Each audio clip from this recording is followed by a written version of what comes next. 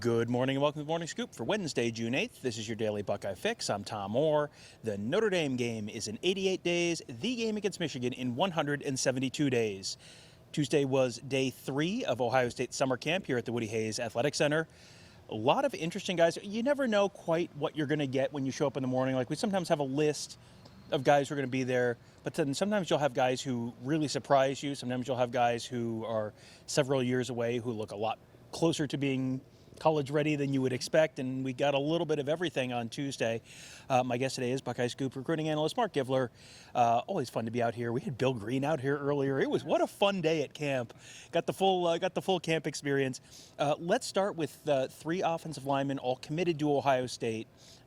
Josh Padilla, Austin Siereveld, and Luke Montgomery. All 3 of those guys, we got a chance to watch them work with new Ohio State coach, offensive line coach Justin Frye. First of all, Luke Montgomery looks like he has been putting in some work in the weight room since the last time I saw him in person 12 months ago. I would say he's up about 25 pounds just in the last 6 months. Mm-hmm. Looked great today. The first time you look at him, like, oh, he's going to really need to put some weight on to make this whole, offensive tackle thing work. And now it's like, oh my gosh, he's 290. So he really looked the part out there today. Unfortunately, they didn't do competition stuff because it was just the 3 of them kind of doing their own private workout with Frye. But that was one of my biggest takeaways of the afternoon was the physical change we're seeing in Montgomery. And Siereveld, I thought he's never going to be the guy who blows you away in t-shirt and shorts, but he was outstanding at the Under Armour camp last month. I saw nothing today that would have disappointed me. Mm-hmm. And Josh Padilla, I thought, looked a little bit different physically. Looked like he's put on some good weight, added some strength, looked a little quicker. Mm-hmm. And it's always fun to watch these guys work with the coach, where they've committed to the coach, there's a relationship with the coach. Justin Frye, we saw Greg Stradwara work these camps in previous years, but I mean, man, Justin Frye is into it when he is out there working with these guys. It's a different level of intensity. It just is. I mean, he starts the workout, he gets on a 3-point stance and fires out and hits the bag and drives the bag about 10 yards. I'm like, oh, okay. Didn't see Greg Stradwara or Jim Bowman do much of that over the years. So it's a high energy, but it's a different level of energy there. One other offensive lineman we need to talk about before we move on to kind of the afternoon session, Jordan Hall. This was his 2nd day in a row being here from Kipp Academy in Columbus. He's someone who doesn't have an offer yet, but we saw him getting a ton of attention. I talked to Kevin about him on yesterday's show. We saw him getting a ton of attention from Kevin Wilson and Ryan Day. They're obviously not doing that just to be nice. There's some legitimate interest there.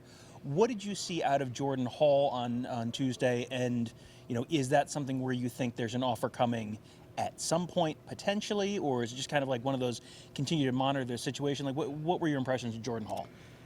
Yeah, so I mean, you can't teach 6'8", 340. He is an athletic kid. He's a basketball player.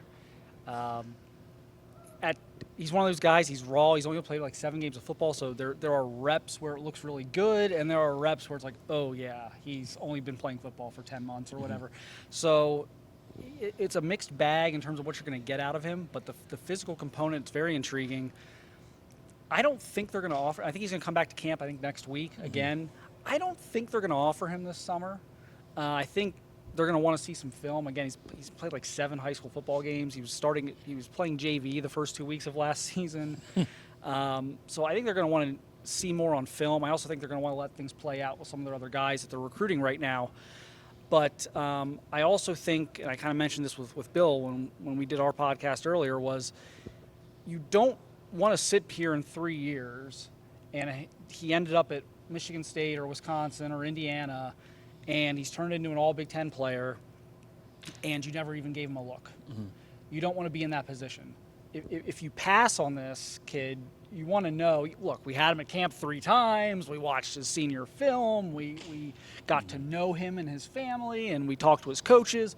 You want to know that you did every possible, you looked under every stone, but no stone left unturned, so to speak, as I'm searching for the words there. But you want to be thorough here.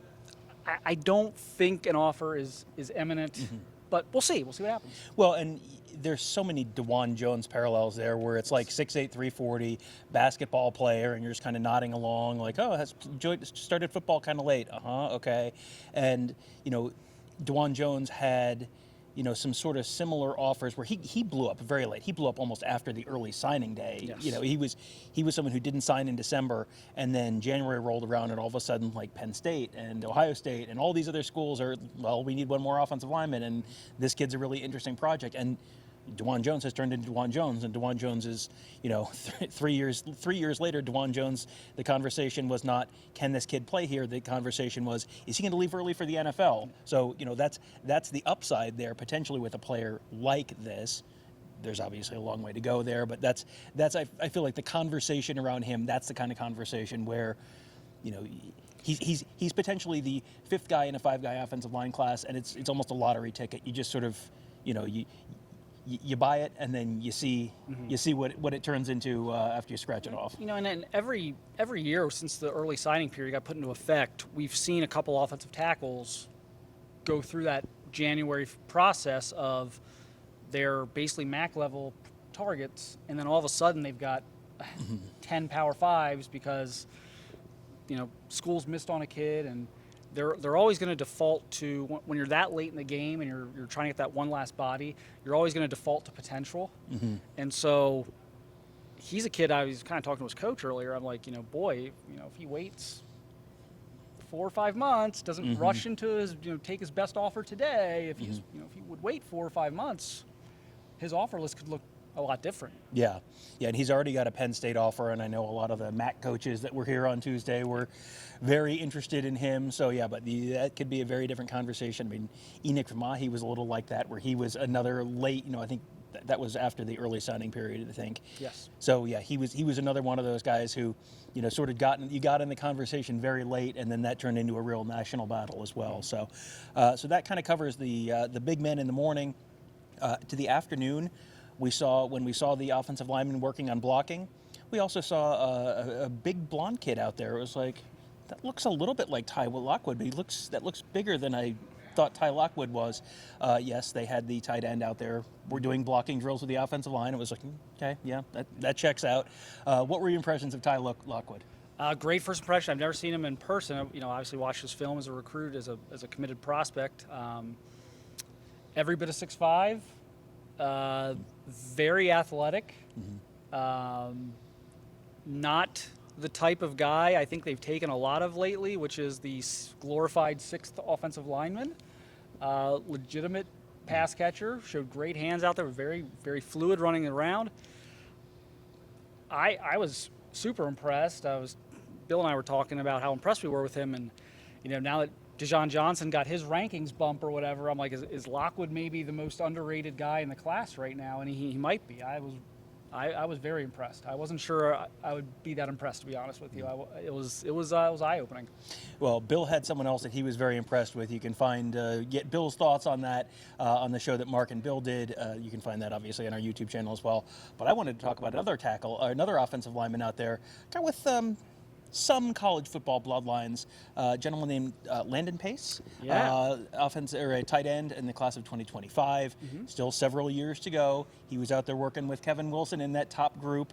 Saw Ryan Day over there talking to his mom and watching Ty Lockwood and Landon Pace go through the drills. Did you get a chance to talk to Landon? Yes, I did. We spoke to him afterwards. He was obviously super excited to be up here. He loves Ohio State. Obviously, his older brother is walking on here.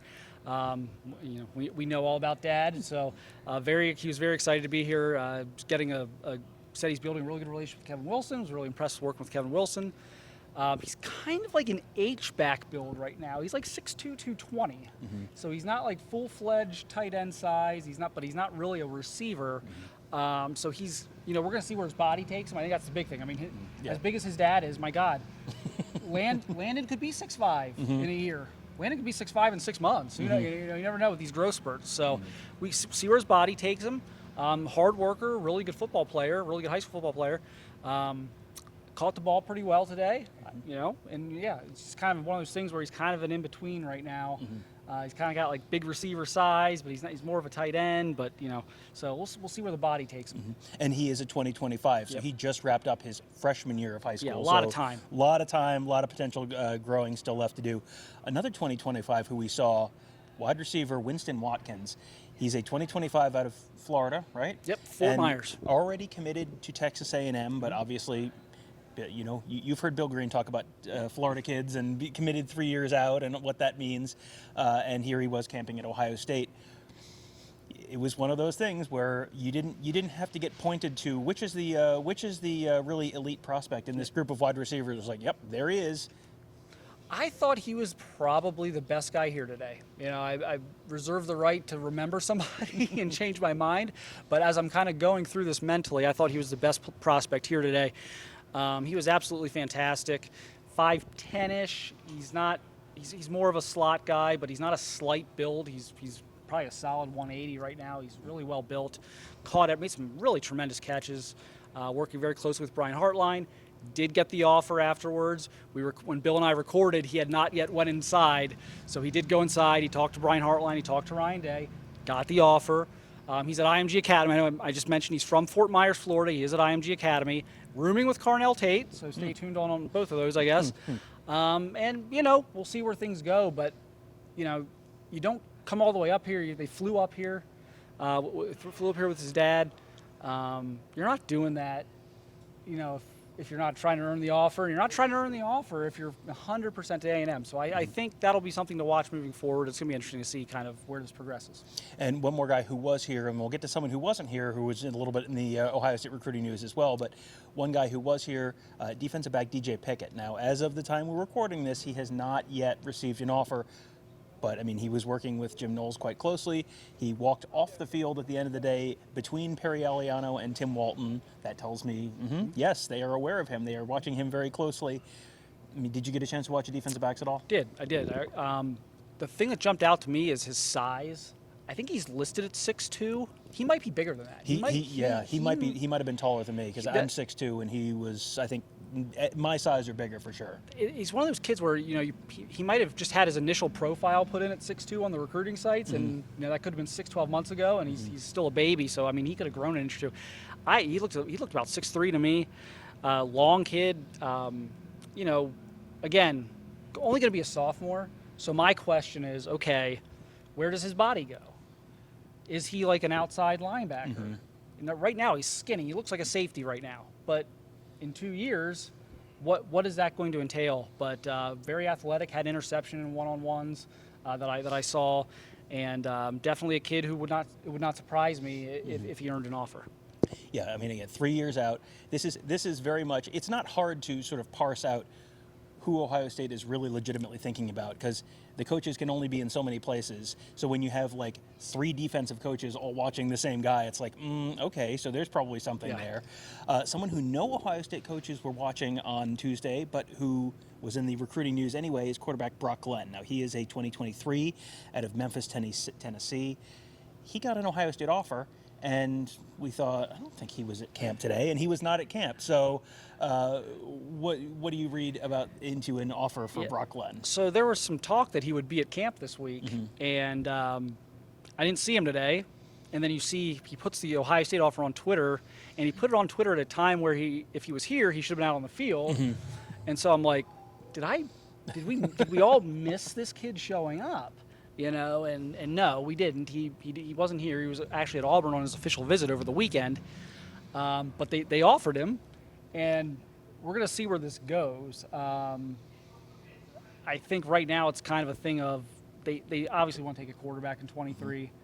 They have no idea who it's going to be right now. So I think they're going to cast the net, try and throw as many lines into the river as possible, and see if they can get some nibbles and kind of go from there. But it's an interesting offer to me. I think a lot of people assume at this point he is going to go to Auburn, but does this maybe make him pump the brakes? Was this a timing thing with Ohio State where coming out of the Auburn visit, it's like, oh, well, we know he didn't show up to camp this week, but if we want to extend this recruiting process any longer and get him up here at some point, we better offer. I think that's what it feels like to me right now. Yeah, potentially he's up later in the month. I mean, they put out an offer last week to Austin Novosad, who's committed to Baylor right now. So, yeah, you said they got a few lines in the water, irons in the fire, whatever analogy you want to use.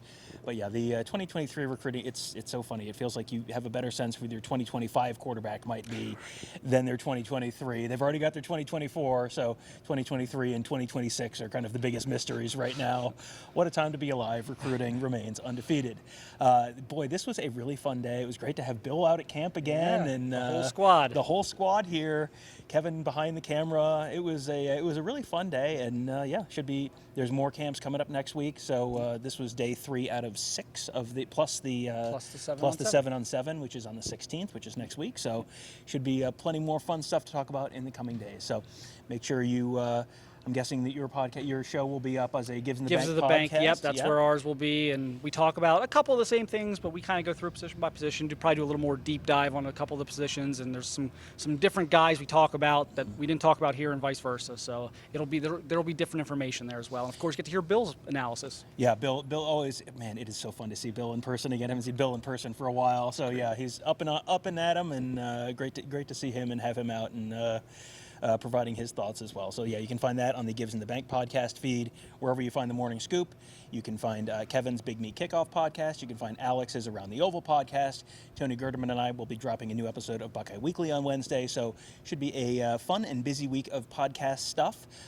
Just subscribe to all of those if you want to find them. If you think, what did he say? And somehow my backwards button doesn't work and I can't go back 15 seconds to find out, just type in Buckeye Scoop. You'll get all those shows. You can subscribe to all of them. Leave us a 5-star rating and review as well, which will help other folks find those shows. If you have a wife who doesn't listen to podcasts, get on her phone, leave us a 5-star review in her phone as well. She'll never find out. It's fine. Or your husband. Either way. But yeah, that'll do it. Thank you guys all for joining us. Have a great day, and we'll talk to you tomorrow.